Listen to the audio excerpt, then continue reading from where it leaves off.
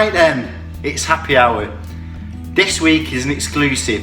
To complement our foraging and the elderflower syrup that we've made, I wanted to do a voting poll on Reddit on the cocktail forum to ask the experts what their thought were for what the best elderflower cocktail was. So these are all the contenders that we put. And the specific ones we put in the vote was elderflower martini, elderflower mojito, elderflower daiquiri, an Elder Collins, an Elder Aviator, and then we put other, so everyone had an option. And the absolute winner was Elderflower Collins. I can actually really understand that as well. I've actually experimented with these over the past couple of weeks. This is the cocktail there, the Elderflower Collins. For me, it's also subtle, so it's not overpowered by any other base spirits or anything else other than that, and that's what a Collins is all about. A Collins glass, which is usually this shape, we filled out 2/3 with ice. We're going to have 2 shots of the gin over the ice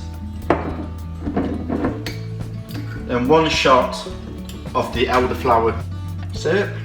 Now what this book does, it does recommend to use the elderflower liqueur, which is Saint Germain, which is very famous. It's got a lovely fancy bottle. Why? When you can do it yourself, and it's much more beneficial in terms of you doing the foraging and you're making it yourself, you're in touch with nature. You know, it's a great way of doing it. And also you don't need to add the sugar syrup, it's all in one. Because the way I've made the elderflower syrup, I've done it actually with lemons, so there's no need to put half a shot of the lemon juice in.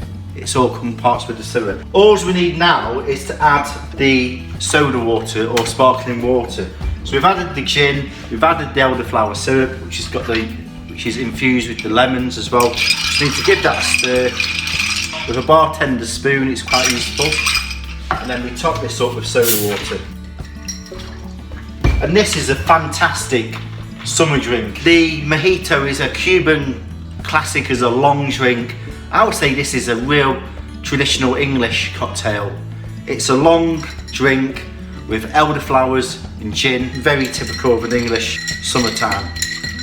And then to finalise this, you can garnish this with a slice of lemon. You can either cut this, put a slice in, put a nice little garnish, like so. Must taste this, of course.